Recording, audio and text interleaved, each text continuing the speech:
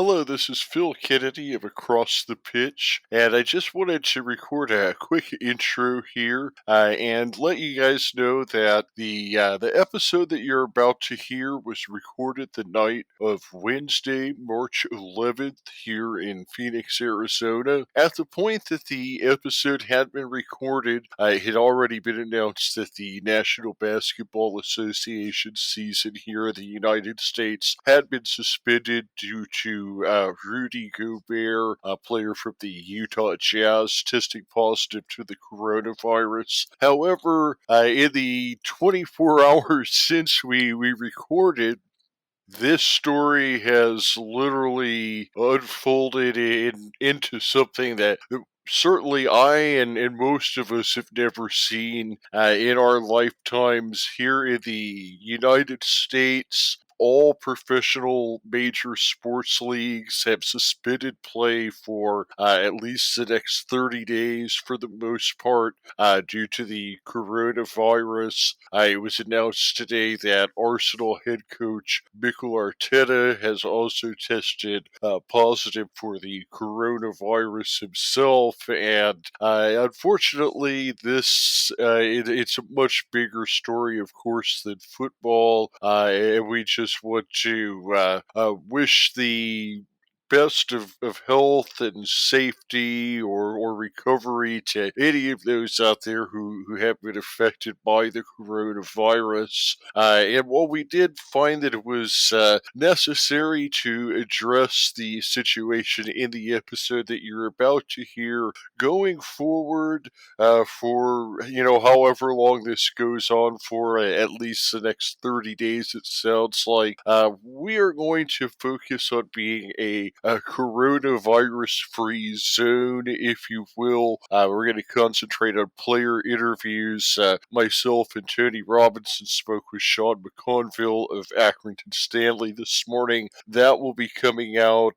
We're planning to do some book reviews potentially. We're looking at reviewing the David Lloyd book, Around the World in 80 Pints, sometime here in the next future. So we're going to have lots of good stuff planned if you want to take a break from the ad nauseum coverage of the coronavirus, because after this episode, we will not talk about it again.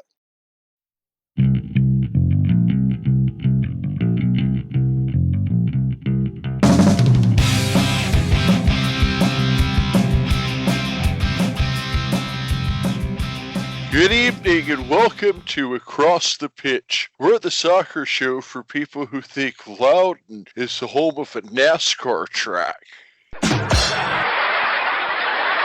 Yep, I'm lost on that one.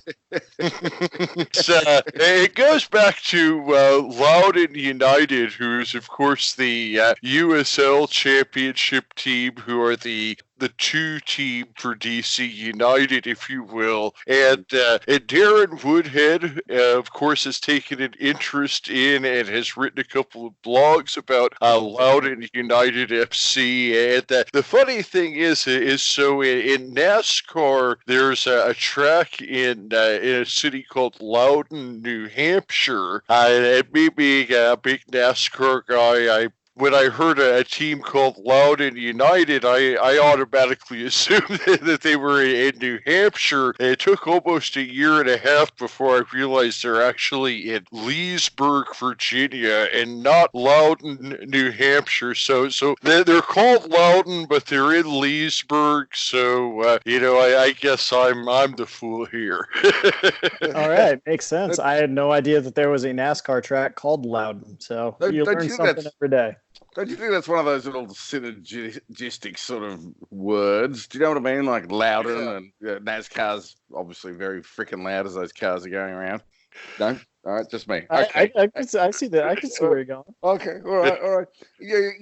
A couple of things on that, Phil, too. First off, Darren was a little bit upset with us the other night when we were discussing Loudon with Ross Davenport, that we didn't mention that it was his team. I could have sworn I did, but maybe we discussed it earlier in the show in the setup.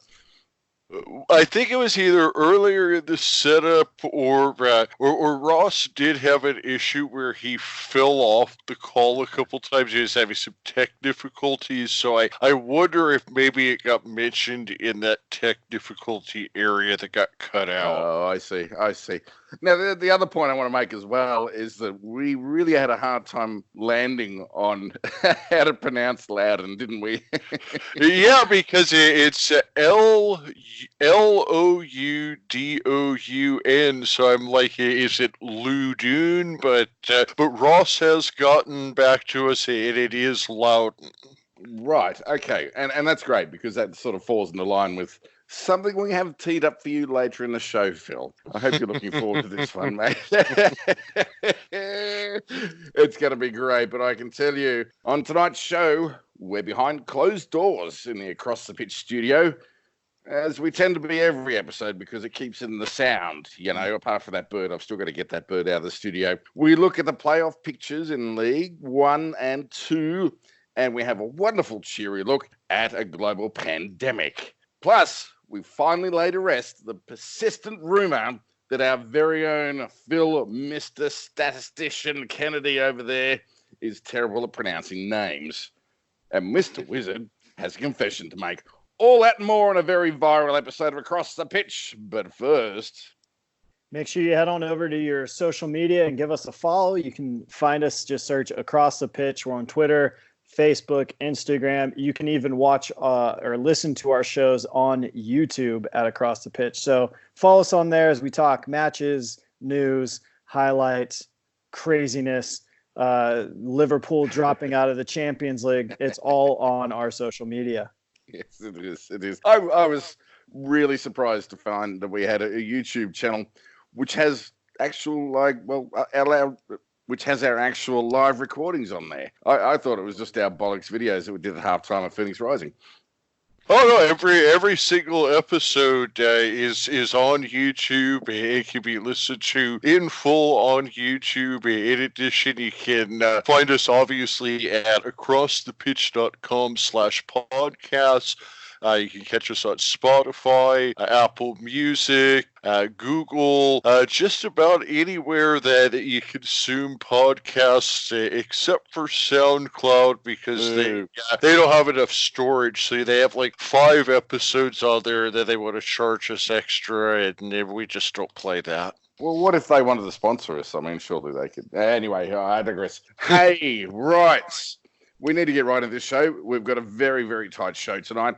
It's the biggest news in the world right now, isn't it, lads? Much bigger than sports. Much bigger than sports. Quite right, but we are talking about it in a sports context. We're, of course, talking about coronavirus. It's here. It's a very real concern. We're seeing games played behind closed doors in Europe in the domestic leagues and in the Champions League as well. And I'm going to say there is this eerie silence when you've got games in these huge cavernous stadiums, and all you can hear are the shrill whistle of the referee and the very loud on-field banter.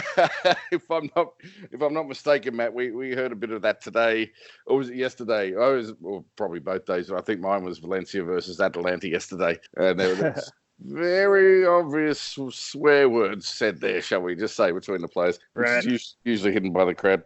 Arsenal, meanwhile, they've decided that they play better on FIFA 19 and have been banished to their dorms. And then, of course, tonight we've got word that we're recording this on Wednesday. We've got word that the NBA is suspending all of their games. Well, not all of their games. They're just suspending games for the moment, I think. And March Madness is being played behind closed doors. It's all a bit of a mess, isn't it? It's one of those things where it's almost like a movie. I mean, it's you hear about these things where you've had like the bird flu or the swine flu or every few years. I think I did too. It was not. It wasn't fun.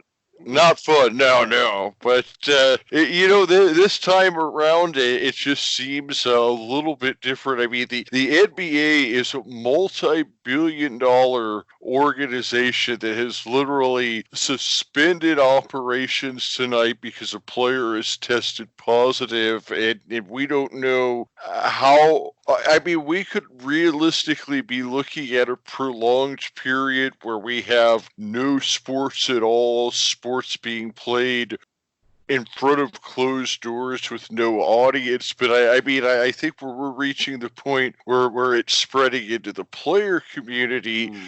Playing at all isn't even an option. Yeah, it's a real concern. I don't know what I would do with my days.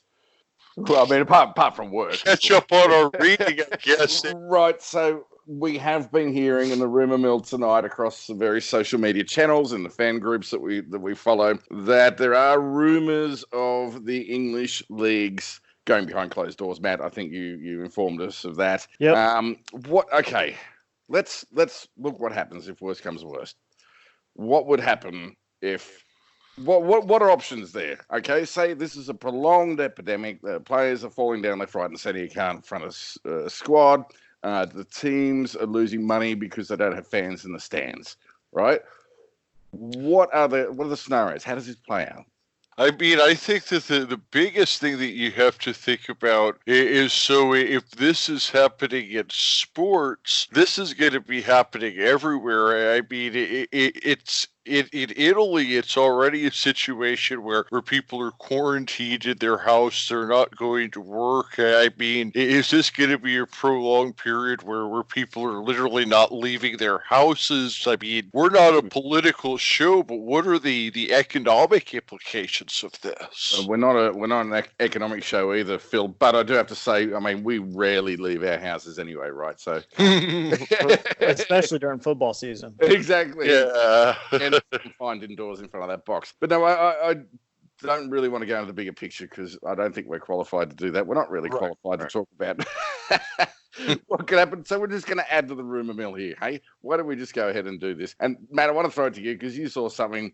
I think there were like 3 drastic options as to what could happen in the case of if worse comes to worse. What happens if sports shuts down? Well, yeah. So I think first, we have to realize there's a big difference between being played behind closed doors and sports being shut down. You're still talking TV rights, TV revenue coming in. You look at somewhere like Italy that has stopped playing soccer for a time while this all gets worked out. And so if you guys follow Gabriele Marcotti, he's a writer. He writes on Serie A. He's on ESPN, ESPN FC, talking Serie A, talking football. And he said the Italian FA is mulling 3 options based on if situation allows Serie A to start again. So they're essentially saying if things don't get better, or if things get worse, or if an asteroid hits the earth, what are we going to do if there's no more Serie A going forward? And there's kind of 3 options they've come up with. So number 1 is declare the title vacant and you assign Euro spots based on current standings and there's no relegation. So essentially, season ends, no one wins the title. 2020 Serie A 1920 goes down as just vacant. No relegation. Everyone just stays where they are at. Though if you're in a Euro spot, congratulations, you're going to be playing in European competition next year. Option 2, season over. Title relegation based on table. So there again, hey, we're ending the season now. We've only played 20-something games. I believe Juventus is now up, 2 points over Lazio, so they would be crowned Serie A champions, which I think is only this is their first time winning it this year, if that happens. The first time this year they've won it. First time this year. 8 in a row, 9 in a row, something like that. So, and then again, very competitive over there. Right. Relegation again, just based on table. Kind of option 3 is playoffs for the title and playoffs for relegation. So again, looking at, maybe the top 4 teams going to some sort of playoff to win the title, and then, same situation for relegation. So that's where they're at. And we could see, I mean, if they, this could be the precedent that's set for other FAs. So, Yeah. you know, I'm kind of hoping for number one, just because maybe Liverpool then doesn't win the title. Now, I don't know what happened football wise or soccer wise, but I can say this is not completely unprecedented because and this is how this is kind of a funny story when I was a kid about how I first learned about the Spanish flu epidemic of 1917 as I was going through an almanac and saw that there was no National Hockey League Stanley Cup awarded in 1917. And it seemed random to me, and I had to go look it up, and that's when I eventually learned that the season was canceled because of the Spanish flu epidemic of 1917, so at least in hockey that year, there was no trophy awarded. In 1994, there was a Major League Baseball strike. At that point, they just kind of ended the season, didn't award any championships, so I would say that the precedence, at least with American sports and Canadian sports, is that when a season is ended, it's ended and no championship is awarded and it just starts over the next year. Yeah, I imagine. I don't. Yeah, all right. Spanish flu. That was pretty bad, wasn't it? Wouldn't that be just a dagger for Liverpool fans? 30 years they've waited for this, and all of a sudden, nope, we're done. Season. Well, how about the Montreal Expos in 1994 were leading the league and favorites to win the World Series, and then 2 years later the team moved to Washington D.C. How hard was that for them? I mean, that it would be a similar situation right there. You know, I think this comes back to a conversation or a note that we made. Oh man, this must be going back about 6 or 7 months ago now. When, maybe it was even last year when Accrington had that game in hand against Sunderland and it was called off for like the 74th minute. Do you remember that? And it was like, well, it gets to a certain point in the game where they should just call it as it is. Mm-hmm. I believe that was our verdict on the show. Excellent example. Right. Thank you, Phil. I think we probably, I'm kind of going with number 3 as well. Like you've obviously got to call Liverpool champs. Just worst case scenario, everyone comes down with coronavirus. They've isolated the league. Chances are they're going to be better in 14 days, okay? But that's probably not how it's going to run out. So this is probably going to be extended. Say they do end the season as is, Liverpool probably deservedly so champions. No one's going to overtake them. No one. Liverpool right now, I've done the math, and I believe they're 6 points from mathematically clinching. So would you say if they mathematically that? Here's the thing. So if Arsenal had pulled off a victory or result over Manchester City today, which got postponed, Liverpool could have won the title at Goodison Park on Monday. Yes. But obviously that didn't happen. So yeah, I think you're right, Phil. I think it is. They have like 6 more points, and it's mathematically theirs. Well, yeah, not mathematically. It is theirs. You're right, but we're right. I mean, the rest of the league are just a bunch of basket cases this year, honestly. Especially the way City's playing, who are the only ones in any remote sort of position to catch them. Right. But I'm going to say this is awful as an Arsenal fan because I see us sort of coming into some sort of form, and our current 9th position probably isn't where we're going to end up at the end of the season. So we're not even battling those playoff positions, but should worst come to worst. No, option number 3. Go for it. Anyone else? I honestly think you just got to go number 2. I think when you're talking number 2, when you're talking like the season Liverpool's having, I think it makes the most sense. Because I mean the worst thing would be is if you do have a playoff, things change, and we know this being Phoenix Rising fans. Phoenix Rising was the best team in the Western Conference throughout a whole season. Then you get in playoff scenarios, one game. And who's to say a Man City or a Leicester in one game don't, or if you go top 4 and you finish it now at Chelsea, who just beat Liverpool, can't beat them one time to win the title. I mean, so I think you got to go number 2.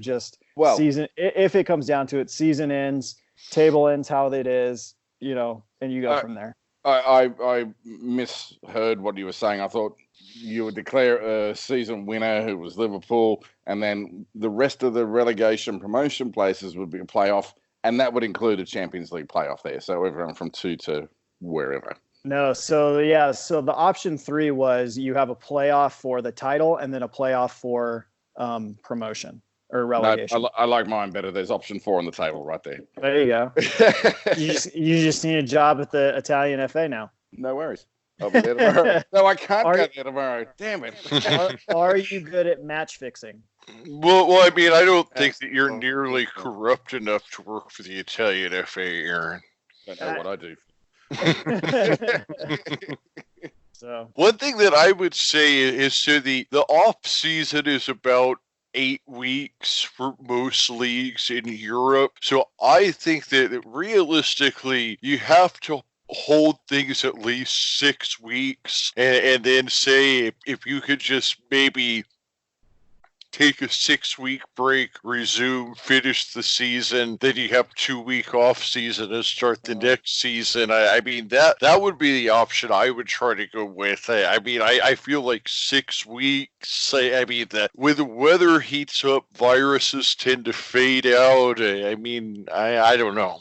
So here's the thing that would be the only issue with that, Phil, is you're talking this is the summer of Euro 2020s, Olympics. Exactly. I mean, so you can't have European leagues running into those competitions because then you're risking again a team like Liverpool, City, whoever, where most of their players are going to be going to the Olympics or going to Euros or doing. Well, who knows if they're even going to have the Olympics, though? Or they even going to have the Olympics? Yeah, well, I mean, why wouldn't they? Because of the coronavirus. I mean, how long is this going to go on? I've heard people say it could go on for 6 months. Nah, I think if you look back through the history of these viruses, stuff like Ebola, Zika, MERS, SARS, you're talking first week of April, second week of April. It's usually dealt with by then. I love your optimism there, man.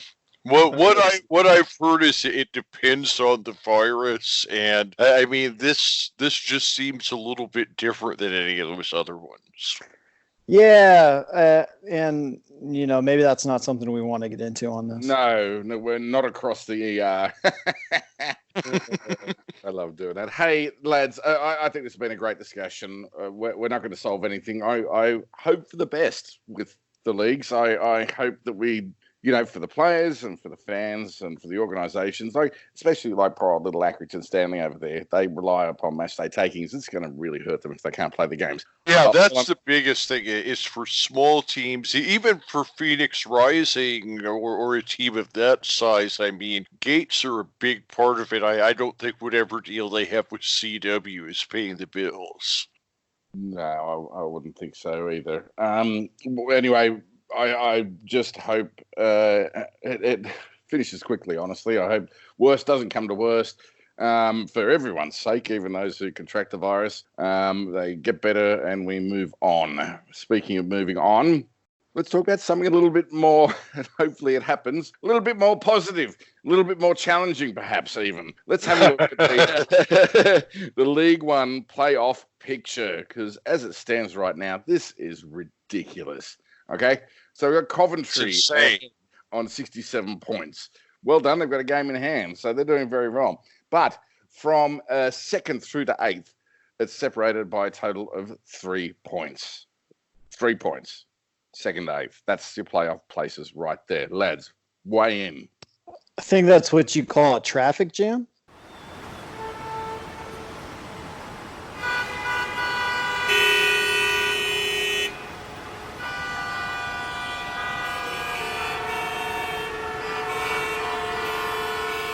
Traffic.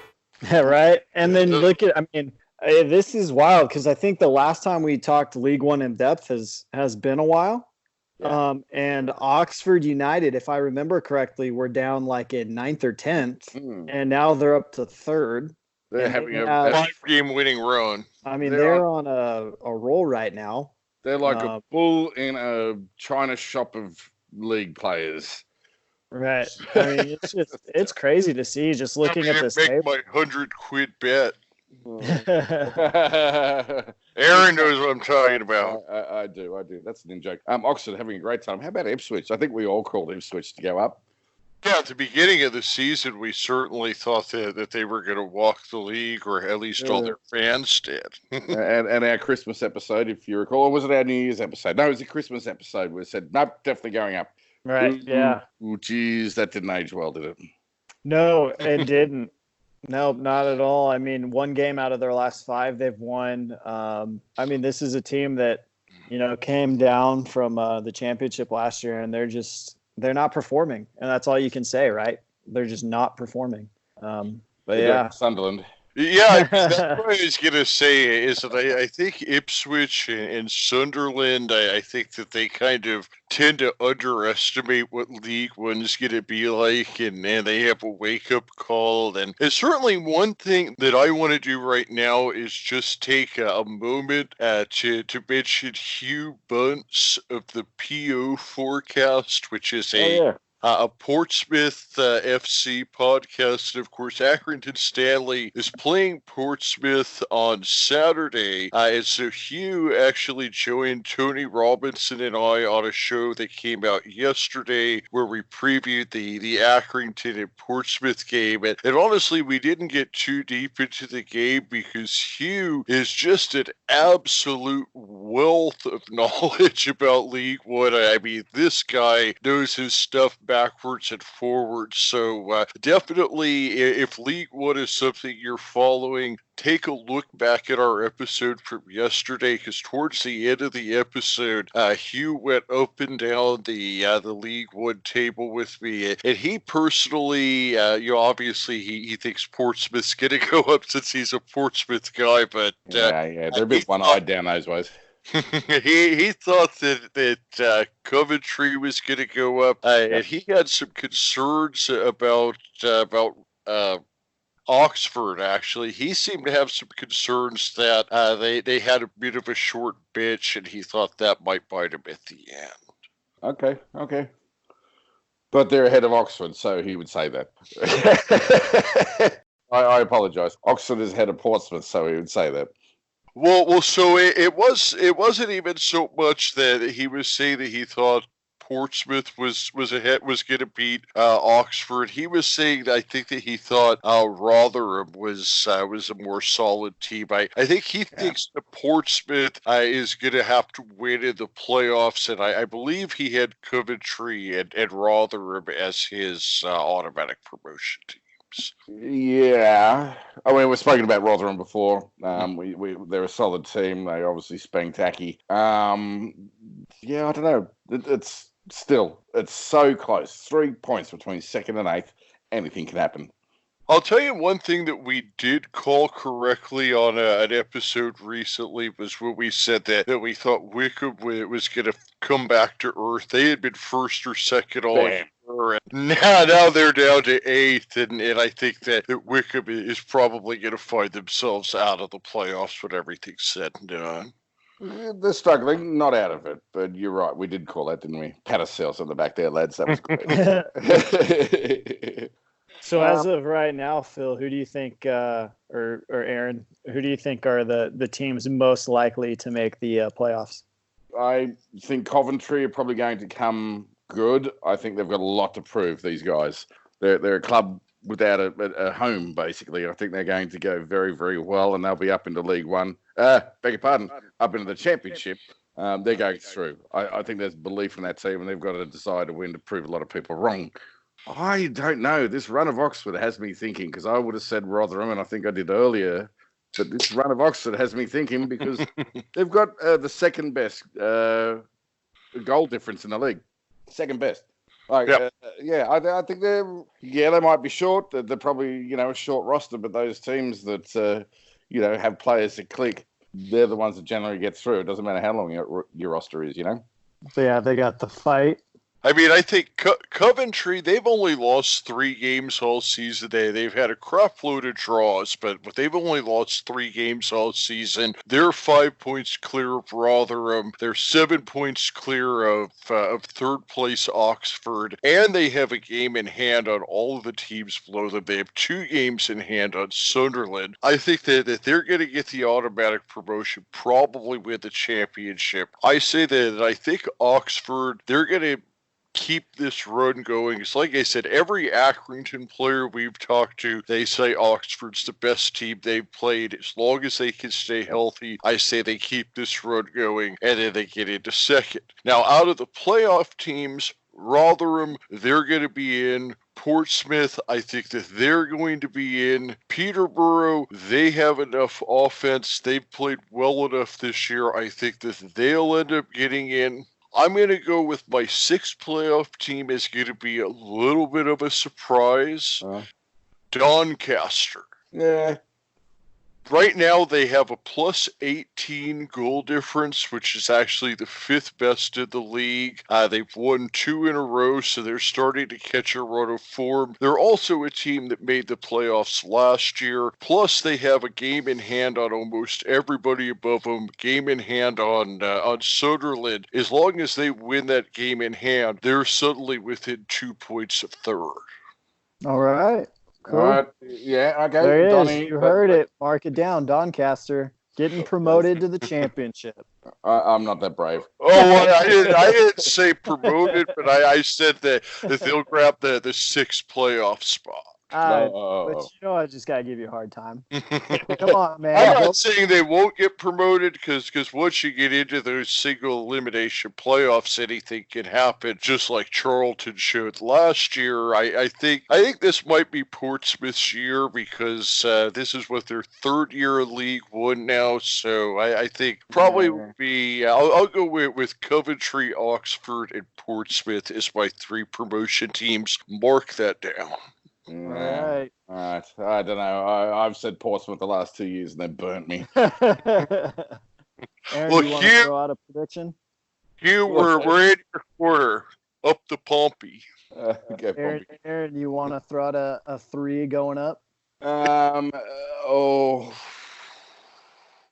Okay. It's an if-and sort of situation. If Oxford gets that 2nd promotion place, obviously they'll go up. If they don't, they won't. Okay, if they don't, they won't. I suspect there are probably teams in there that have better playoff experience than they do. In fact, I know they do. So if that were the case, I'd probably be looking at. Oh God, I hate to mention this team because I really hate their manager. It might well be Fleetwood. Hey. Okay. Yeah. So you're saying Coventry, Rotherham, and Fleetwood? Yeah. Oh, yes, that's right. That's if Oxford doesn't get that promotion place. Otherwise, it's Coventry, Rotherham, and Fleetwood. Shit. There's something funny here that I wanted to tell you, Aaron. Remember that time that you suggested a show opener to me about Pompeii being the city that was blown up by Mount Vesuvius? Maybe, yeah. That sounds like something to say. It was pretty lame, but yeah. Okay, so anyway, when I had Hugh and Tony on, we were doing our Pompeii interview. I said, hey, you know what? I'm going to bust out Aaron's opener here. It went over like a Led Zeppelin filled with bowling balls. You could hear the dust settle on the floor. I cut it, but I'll send it over to you.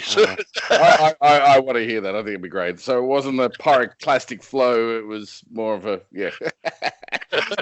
I don't know. It might have been my delivery or something, but yeah, I must have needed YouTube for that one because you get an Englishman and a Canadian Englishman, and that's just it goes went over like 3-day-old black pudding.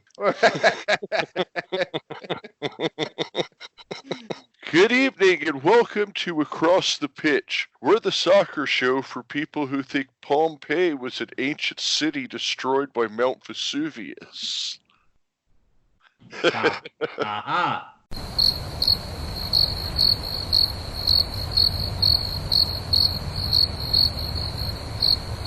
Now, of course, there was a Pompeii back in ancient times, but Good to know. I'm glad we didn't use that on the show, but cool, great. maybe that'll slip into episode 99. But that's all I'm going to say about episode 99 for now. Oh, dropping hints. Oh, we've got spoilers here. This is great. Real quick, bottom of the table. Tranmere, are they going to dig themselves out of trouble here? That was something we talked about with Hugh yesterday. Was Tranmere? They're on a 3-game winning run. They're now within 3 points of Wimbledon. He seemed to think no. I personally said that I think the team that you need to watch for to drop is going to be MK Dons. What do you guys think? Because I already kind of went pretty in depth in this on the last episode. So you guys, I weigh in with what you guys think. Well, I Mr. think we White all Claw know. Wizard. I think we all know Bolton's going down. Yes. South End going down. Actually, mathematical, so we don't even need to worry about them anymore. Yeah, so we're right. Yeah. We need to brag about that. We're right. We got that one right too. You're got right. it right. Yeah, we're good at this. South End going down. So, man, it's tough. Tranmere's has been looking a lot better. I don't know. I have a soft spot in my heart for AFC Wimbledon, just because of how much just what they've gone through as a community and club and with the MK Dons. And I would just love to see MK Dons go down.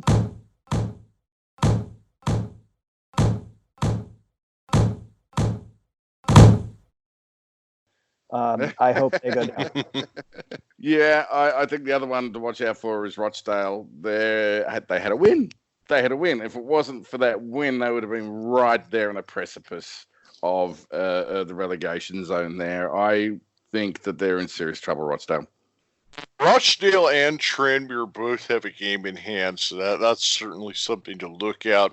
Good point. Yep. Good point. Now, one thing I mentioned to Hugh yesterday is AFC Wimbledon. Of course, we remember the run that you called, Arran, they made last year to stay up. Yes. AFC Wimbledon and Rochdale, those are both teams that have fought this fight before and stayed up. Tranmere and MK Dons, they're the two teams that are promoted this year, and it's their first time around. I think it's going to be one of those two, and based on form, I wouldn't be surprised if Tranmere makes that run and it ends up being the plastic that goes down. Ooh, the plastic. Damn. Nice. For those fans that don't know what we're talking about, that was, of course, MK Dons, the franchise, the Wimbledon evacuees, if you will. They were relocated to Milton Keynes, and no one particularly likes them for that fact. Okay, real quick, guys, we've got to move on because we've got a packed show. Still plenty to come on tonight's show. League Two is probably even tighter than League One. Let's go and have a look at that. The top three, there's 1 point between them. Go on, roll the dice. Who's it going to be? We've got Crewe on 69. We've got Swindon Town on 69. And we've got Plymouth, who I think we all said were going up on 68. And they weren't looking too good 2 games ago. But now they've come back up because that's how tight a race this is in League Two. So I'll throw this out there. Go ahead, Matt. I'm going, you know what? I'm going to go bold. I'm going to say Plymouth wins this. That's what we said before. You just I know. Well, I was kind of leaning towards Exeter, but they haven't been on a good run of form. Yeah. I'll go. I don't know. You got Chillingham. That's good. I don't know. Plymouth Argyle. We'll win this. Okay. All right. That was really non-committal filth.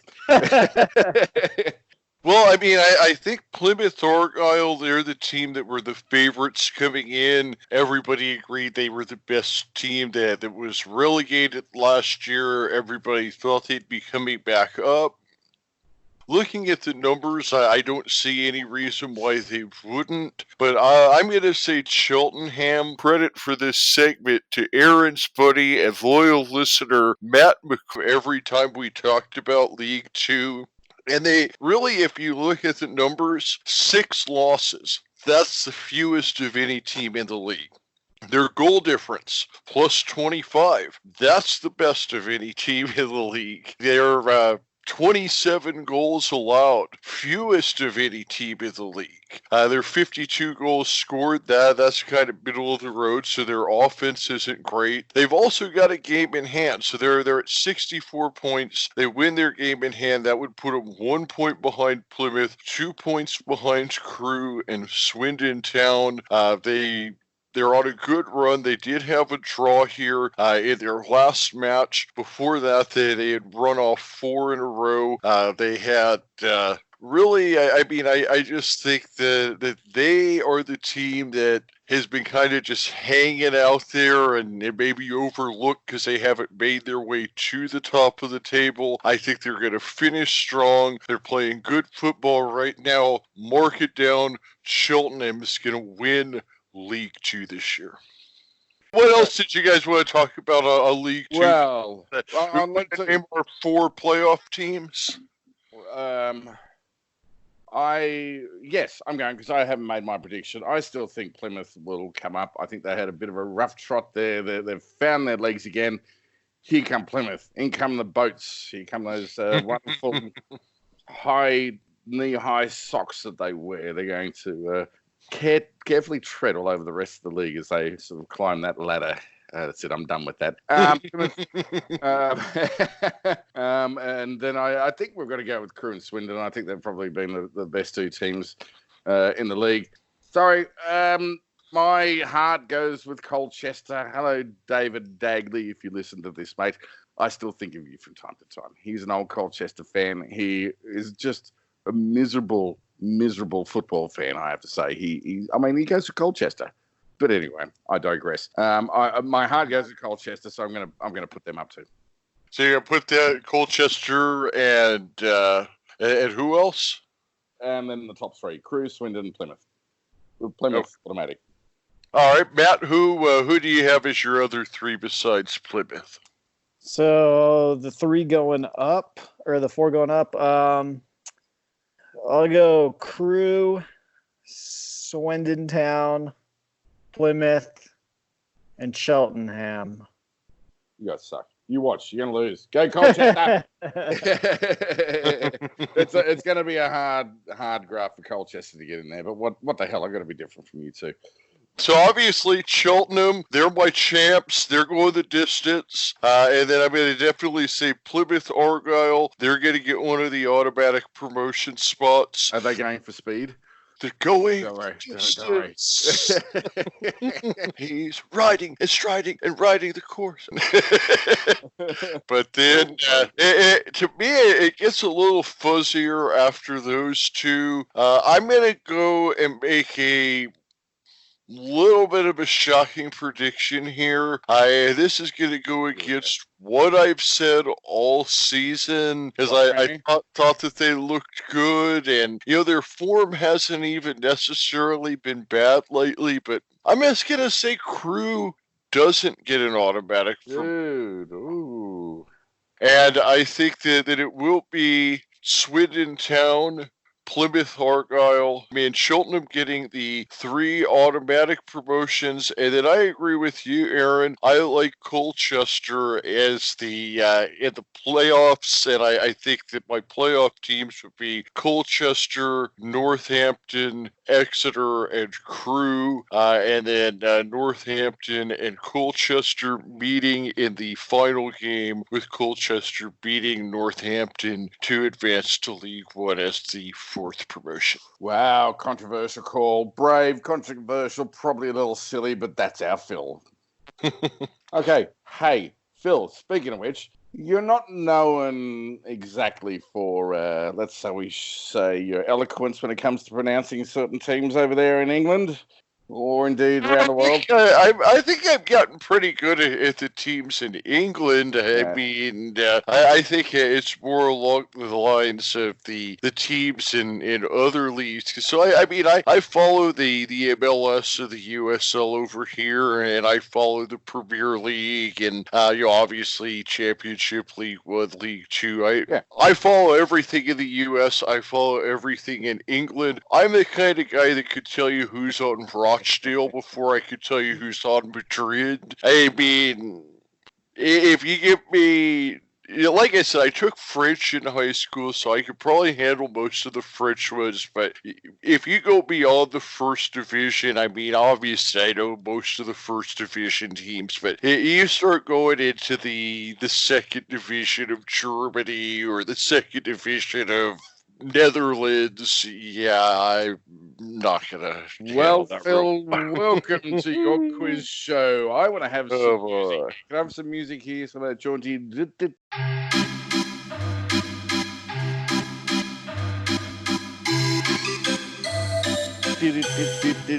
Because we're talking how Phil. No, that's. What is that? Jeopardy? No, we can't. We'll get sued. No, if I'm singing it myself, I'm sure it's off key. It was. This is where we dispel those rumors about you being terrible at pronunciation, historically terrible, really bad. But eventually you pulled it up. And I do have to say, your pronunciation has been excellent. You have, of late, at least anyway. You really sort of got an ear for this stuff, and you pulled it in. But we are going to test you tonight with Phil's name game. Oh boy!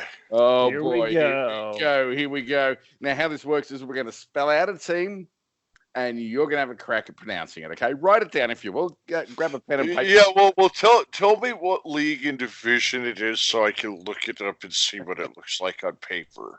Are you familiar with the West Yorkshire Premier Division? West Yorkshire, a little bit. Intimate. Oh, you are? Okay. Like I said, I mean, I look in at all the non-league stuff in England. So, I mean, West Yorkshire Premier Division, I think that might be where Scott Brown is playing now, who we're going to be talking to on Sunday. I actually think you're spot on with that, mate. Yes. Yeah. But anyway, we digress because, Phil, you're under the spotlight here, mate. We're interrogating you with this one. Let's see how you go. I've queued Matt up with a couple of very, very non-league teams. So, Matt, did you want to go ahead and spell out your first one there? Yes, let's do this. All right, Phil. This first one is spelled CIRENCESTER. Is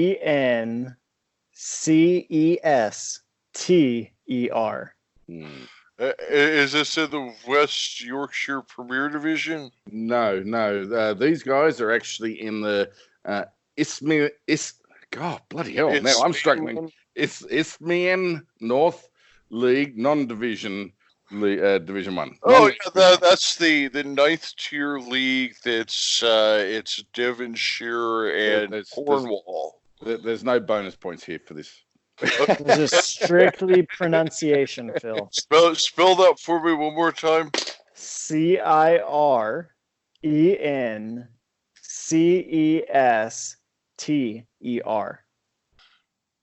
This is riveting podcasting right now. Do you think he's cheating here? Come on, Phil. You got 10 no, seconds. I'm looking at it. Cirencester. Bam. Sorry, mate. I would have messed up with that one. I'm not going to lie. That one's actually Cirencester. Cirencester. Yeah. What does Cester mean? Well, you've got Leicester. You've got Colchester. Well, what is that? We'll have to look that up. That's one for another show. Cirencester, I imagine it's women who are going to sing you to death. Cirencester? I don't know. Right. That's 0 for 1, Phil. Sorry, mate. All right, here's a bit of an easier one from the West Yorkshire Premier Division, as I mentioned earlier. This one is spelled WHITKIRK.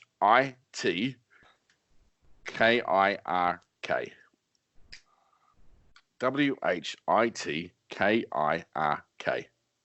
Whitkirk. Yep. Bam. 1-on-1, Phil. Do we get some bells and whistles with that? You got to edit that shit in. Yeah, I'll add that in.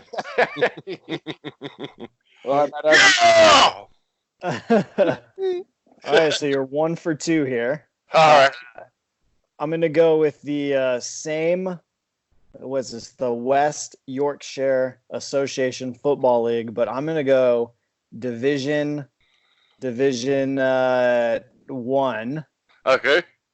And it is now. I don't even know how to pronounce these, so I'm hoping Aaron can jump in here. KIPPAX FC. Not you don't have to spell out the FC. Kipax.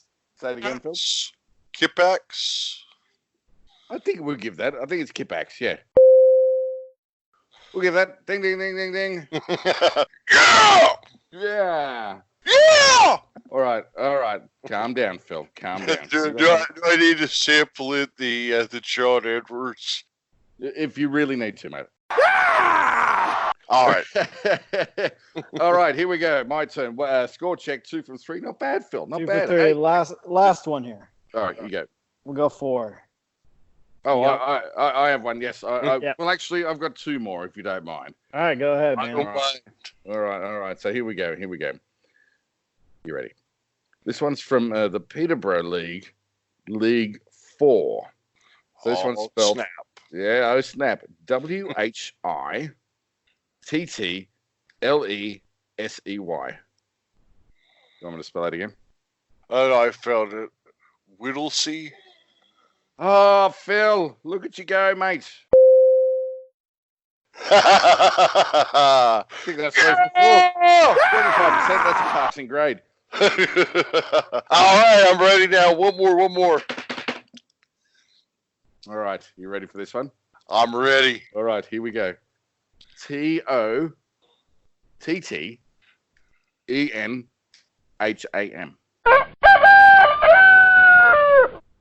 Tottenham. Wrong. Shit. Is that what you're... What? Say it again, Phil. Shit. Yes! Look at Phil go. 4 from 5. Well done. How Ah. dare anyone disgrace Phil's name when it comes to pronouncing teams in England, at least, anyway. Did we all enjoy that? That was fun. I'd like to thank you for putting that together, and I'm glad that I didn't embarrass myself too much. No, I thought you did very well, mate. I thought you did very well. What we need to do is give a bit of credit for this segment to Aaron's buddy and loyal listener, Matt McLennan, who turned in the idea. And Matt, once again, will be a part of that episode 99. Ooh, 99? 99? We need to wrap the show up real quick. We need to do a shout out for the shirts, don't we?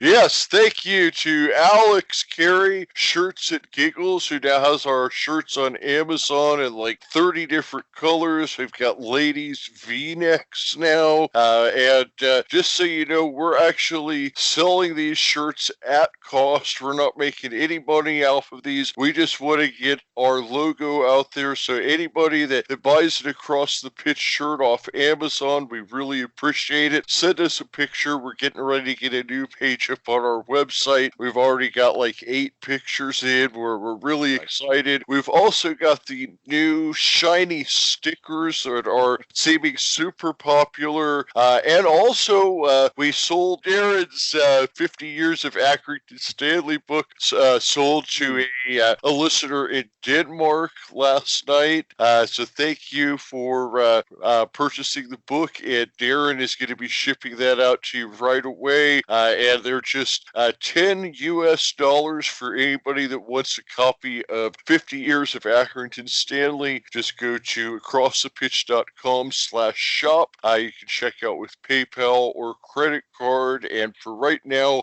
we even have it set up for free shipping. So order quick before we change that.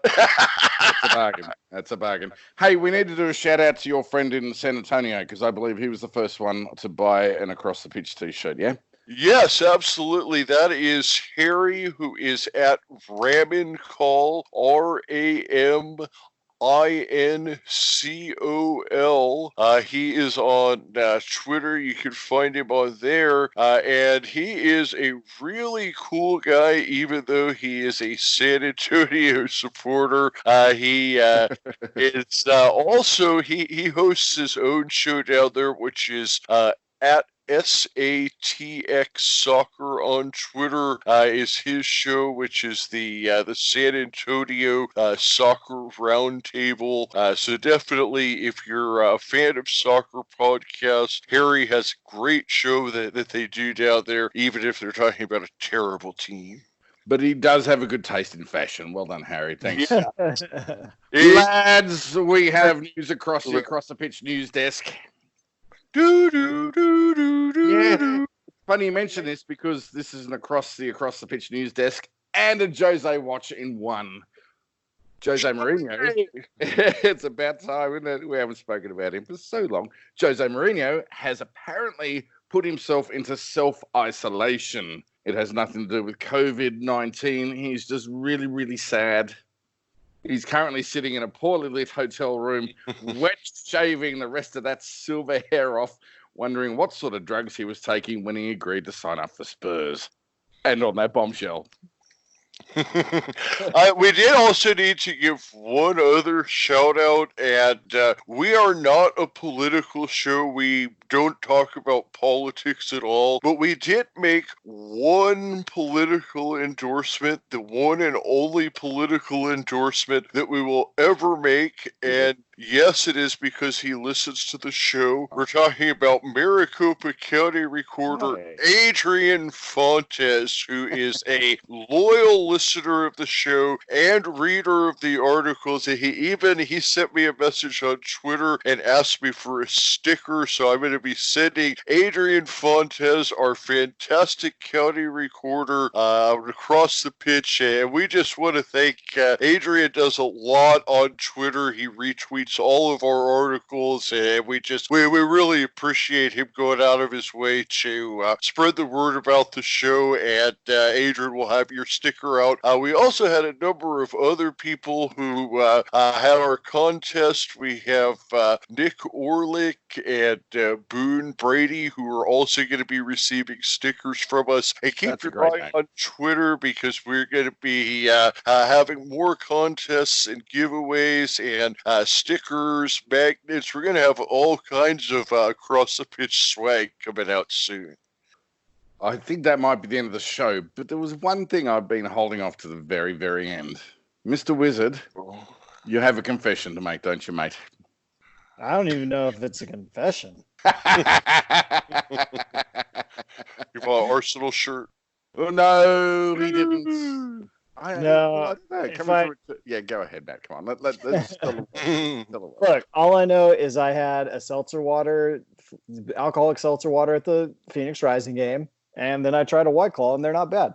Yeah, I'm not ashamed. I only ever had one White Claw in my life, and it was after I ran out of Guinness. And I'll tell you, it might be all right, but don't drink one after you just polished off a 6 of Guinness, or you'll be kind of sick the next morning. And they had that Bud Light spritzer thing last year at the Phoenix Rising game, and I think I had 3 or 4 of those, and I was a wreck. I was an absolute wreck. That stuff's strong. Don't pick on people unless it's Matt, Mr. Wizard Robards over there, all right? It doesn't taste alcoholic at all. No. That's the dangerous part. And on that bombshell, sorry to have to bring you down there, mate. Oh, I did have one thing that I wanted to mention here, and I think that we finally can settle the argument once and for all for people who say that it's not called soccer. Because today I went into Barnes and Noble because I wanted to pick up a copy of David Lloyd's book because I wanted to have a chance to read that, and yeah, he was such a great funny guy on the show. I wanted to, and unfortunately, they did not have his book there. And the other thing that I did was I just kind of looked to see what they had about soccer, and disappointingly, in the entire store of Barnes and Noble, they have a total of 14 books about soccer, and it wasn't even 14 different books. It was some of those were multiple copies of the same book. However, I did come across one very interesting book from 2014, Pele, Why Soccer Matters. Oh, do you think that might have been translated for American audiences? Well, he also has a book from 2010 called For the Love of Soccer, and then on the back of the book it says, in my own words, why soccer matters, and it goes into a quote where he uses the word soccer multiple times. So I think that the moral of the story here is if it's good enough for Pele, it's certainly good enough for our podcast. And please stop commenting on our social pages. We know. We know. That makes sense. Whenever I get that comment from now on, I'm just going to post a picture of Pele's book cover. Oh, bam. There we go. If Pele said it, it's got to be true. That's and all I know. He certainly didn't get paid to say it. That's for sure. And on that bombshell, oh shit, we've got to say goodnight. Good night. Good night. Have a good one, guys. Up the rising.